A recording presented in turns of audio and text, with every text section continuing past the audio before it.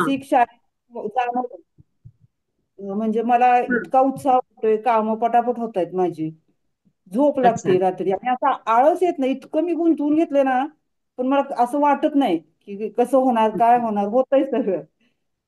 हा हा. आणि पहाटे उठण्याचे काय फायदे आढळले?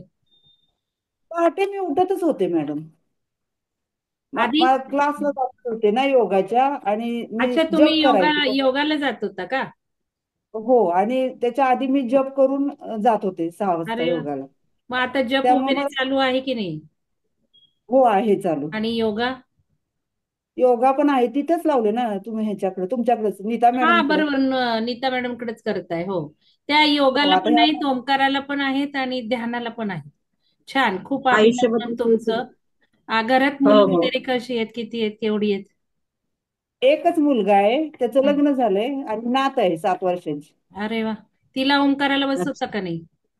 नाही ती इथं नसते माझ्याजवळ नाही दुसरीकडे का? राहतात ते. बर. हो मग सुनबाईंना जोडून घ्या, का जॉब करणारे आहेत? जॉब करणारी नाही पण ती तिकडची बेंगलोरची आहे तिला मराठी एवढं समजत नाही. नाही का? बर बर बर. हो हं, ठीक आहे, ठीक आहे. हं. तुमच्याकडे आली नात कधी तर ओंकार ध्यान जरूर तिला ऐकवा मांडीवर घेऊन बसून. हो ती येऊन बसतीच माझ्याकडे आली होती दोनदा. हा येऊन बसती माझ्या शेजारी. हा. कारण लहान हं. मुलांना खूप फायदा होणार आहे. हो मग घरी तुम्ही एकट्याच असता